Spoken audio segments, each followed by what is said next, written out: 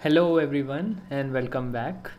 This might be the most important dual degree related video that I do on the channel because the information presented here is mostly taken from my own personal experiences, and you won't find this information anywhere else. A lot of the points have been given a lot of thought based on my personal experiences, and with the deadline to fill the preferences coming soon, I felt that this is a good time to make this video so that those of you who still have some doubts about the dual degree system can can get rid of those doubts. And so this is going to be a long one, and let's begin. So let's first start with the cons. The one most important con about any dual degree is that it will take 1 year of extra effort, time, and money. And then the other things are that you'll have a hectic third and fourth year, and the risk associated with not getting a BE of your choice. So let's take these one by one. We can't really do much about the extra fee, time, and money part. And there are some scholarships that I have already mentioned in another video, so you can take a look at that. That could help you optimize on the money aspect. But apart from that, there's not much that can be done for that first con. So let's try to evaluate if the extra time, money, efforts that you put in are actually worth it and can give you some benefit apart from the obvious benefit of you having a shot at your desired BE branch.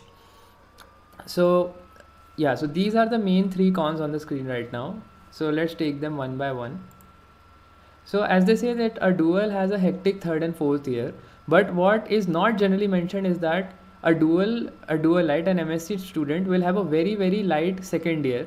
This is because they'll only have the courses of their MSc, and the batch size will be very limited in which they will be competing. So while just for example, you assume that CS branch has 200 students, but an MSc branch will also only have somewhere around 50 students. So the competition is reduced, and the courses are also very easy in a sense. They are not as tough as BE courses, and this goes for all MScs.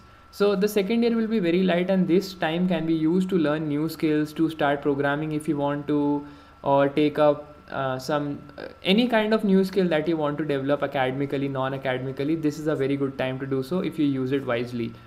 Most people miss out on this because by the time they realize that the second year is very light, that time only comes after they enter the third year and realize how hectic it is. So if you are already well prepared, if you already are thinking ahead, then you should actually use your second year very well, so that if you aren't able to work on your desired skill in the third and fourth year as much, you still have had a very good head start in your second year. This is one thing that I don't see mentioned anywhere. Now, the risk of not getting a desired BE. So if we look at the numbers, the branches like mechanical and all the circuit branches, they're actually very easy to land as duals. Like somewhere around 7 plus, you'll get them for sure, one of these branches. But people still take that as a risk, but I think that should not be the case, because anyway you should be maintaining that much GPA if you are in college for, and if you want decent placements, and if you are even a little bit sincere about your studies, if studies is your priority, you should be maintaining that much CGPA anyway, regardless whether you are a dualite or a single degree student. So I don't think there is much of a risk there. If you are okay with mech and circuit branches, you anyway should target that CG. If you are looking for scholarships, anyway you will be targeting a good CG. And even if that is not the case, even if you are not able to land even a 7, if you for some reason fall at a 6, then still the civil and chemical, the branches like civil and chemical will be allotted, which I think, which anyway you would be getting those options if you are considering a dual degree. So even in the worst case, you are not missing out on much, and the rewards is obviously that you have a shot at your desired BE.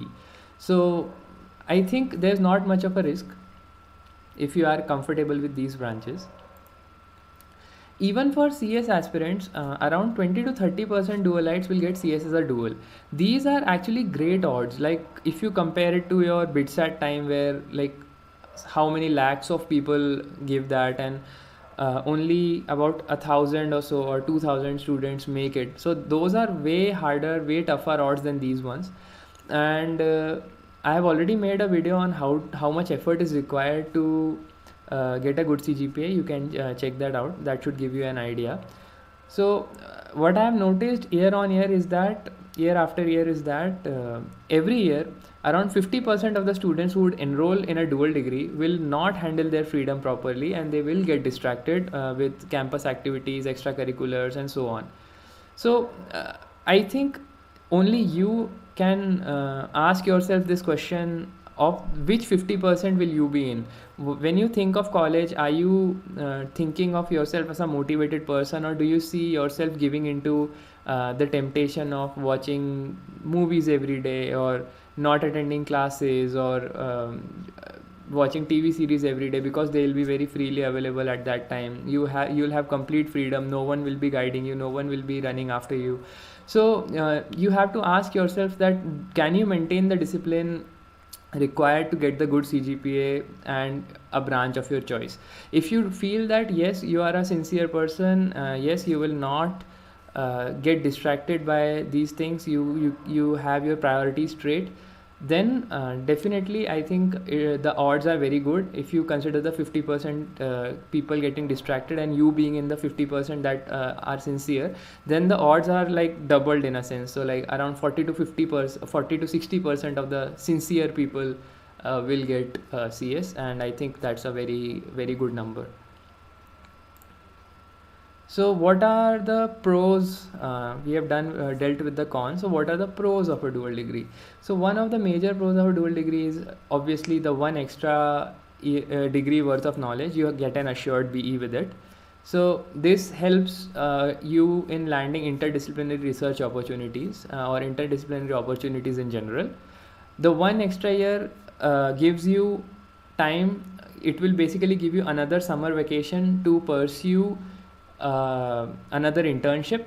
So that can help you strengthen your CV, your resume, and it can help you in higher education opportunities. I'll come to that later.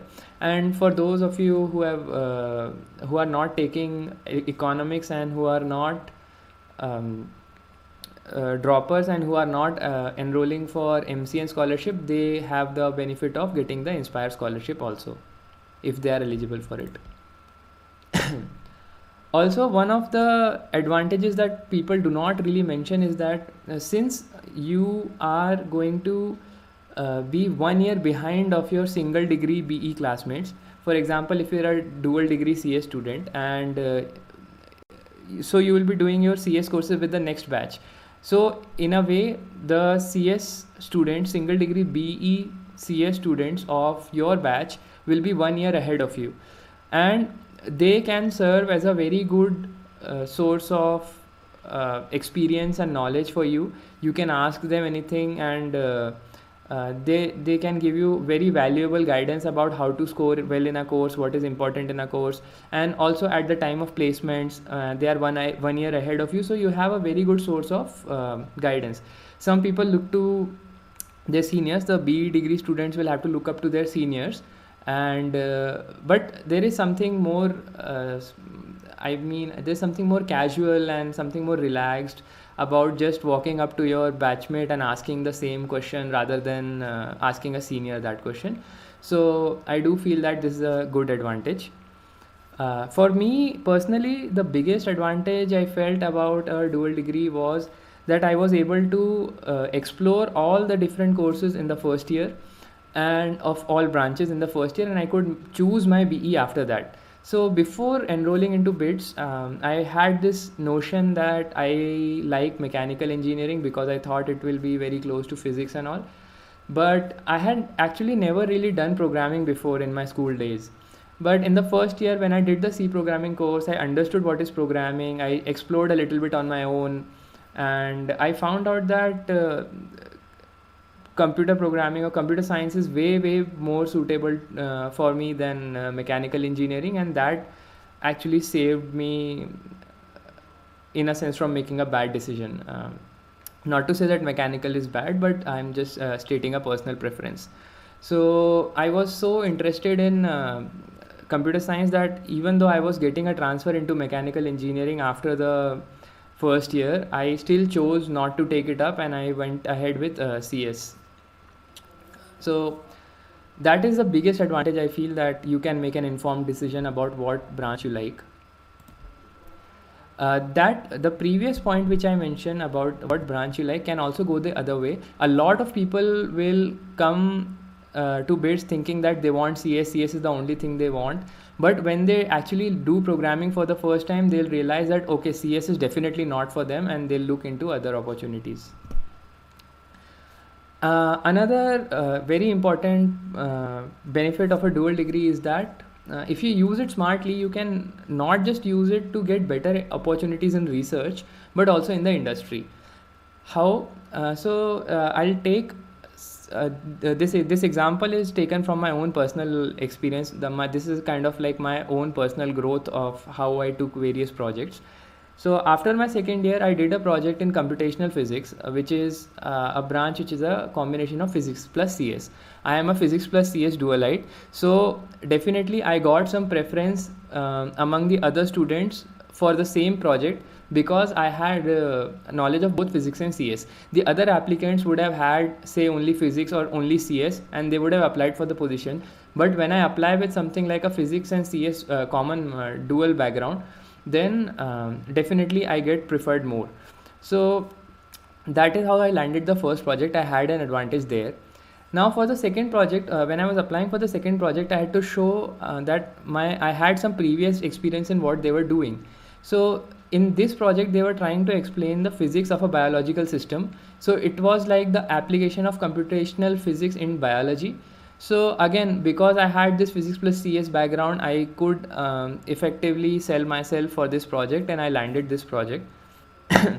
After that, now I have since I have a biological background, like I have worked in a biological system before, I was able to land another the next internship in another computational biology project. So since if you see that the previous project was also labeled computational biology, so now I can apply to another computational biology project where they are doing ML, machine learning and artificial intelligence work, but on a biological system. So because of that biology background, I can sell myself and say that okay, I have worked on biological systems before, and ML and AI. So the ML and AI part would be sort of new for me, but still it gives kind of an edge because I have a CS background, I have a biology background basically. So because of the past internship, and that is how I land a project which has some ML and AI component in it. Now using this ML and AI experience, I can sell myself for an ML and AI related job where I can say that okay, I have already worked in ML and AI. It was on a biological system, but still I know the concepts of ML and AI. So I can actually work on this job. I can I have the skill set required, and effectively basically it enhances the resume if you have past experience in something that they are trying to do. So you can say that my skills will transfer, I already have the skill set, and so on. So in this way, like if I want to go to a ML and AI job, if I know that I want to go for an ML and AI job, I can kind of work my way with what I have and find out something towards the direction of what I'm going, and kind of link these projects from so starting from physics to CS, how to get to ML and AI. So I can just sort of link these things. So this is how dual can help. So if I did not have my first project in physics plus CS, which I got because I was a dualite, I would not have been able to come to this point where I landed at ML and AI job, which required past experience in ML and AI. So that is how you can be smart and use a dual degree to your advantage, even in the industry, not just for research. A lot of people ask about combinations of dual degrees. I have already done a video on placements, and in that video we discussed that in your placements only your BE matters. It does not matter what your MSc is in most cases. So thinking about combinations is not worth it for placements. Apart from that, for research purposes, every combination has its own areas, and things like biology plus CS becomes computational biology, biology plus mechanical or biology plus triple E becomes some research in prosthetic devices, say, or robotics of some sort. And physics plus CS has its own areas like quantum computing, computational physics, etc. So every combination has its own areas, and I don't think it is worth for you to take a combination just for the sake of getting good placements. That's not gonna happen. Placements only depend on your BE. And also for your research, you'll only benefit with a combination if and only if you are comfortable, and if and only if you are very skilled at both. And for you to be skilled at both, you should have a genuine interest in both of areas. And that is why I keep saying that do not worry about combinations, go by your interests. Whatever, if your interests are if you are pursuing both disciplines where you have your interest in, then you will work well in both of them, and you'll definitely find some area where you can find a like interdisciplinary overlap and work in that area for your own research later. So with respect to combinations, no combination is better or worse than the other one. Just go by your interest and excel in them. Another very important question that always comes up is, what about higher education? So you can, after doing your dual degree from BITS, you can either go for a PhD in your MSc subject or even your BE subject. So this is a misconception that for higher education, for a PhD in a subject you need a master's in that subject. That is not true. A few students go directly for a PhD after a BE degree. So for a dualite, you can go for a PhD in your MSc subject or your BE subject. You can also do an MS in your BE subject, for example computer science, and in some cases people do a second master's in their MSc subject. So maybe they feel that some parts are lacking in their curriculum. For example, like I am MSc physics, I feel that some part of MSc physics is my MSc in physics is not too well covered. So then I can apply to some university where they have another MS program, and I can just strengthen my overall MSc knowledge. So as we have discussed, an extra degree can help you stand out from the crowd, and even in case of your MS applications. And the extra year for internships that I mentioned will really make a difference to your profile, because you can use it to go to really good places, and that can really enhance your CV. For example, if someone has done 4 internships or 3 internships and other person has done 4 or 5 internships, then the person with more internships will definitely be given preference. And finally, coming to the PS2 and thesis. So for now, if you do not know what a PS2 and thesis is, thesis is as we think of it, a semester-long project where you do some research and make a report out of it. And a PS2 is internship in the industry. For now, we can think of it like that.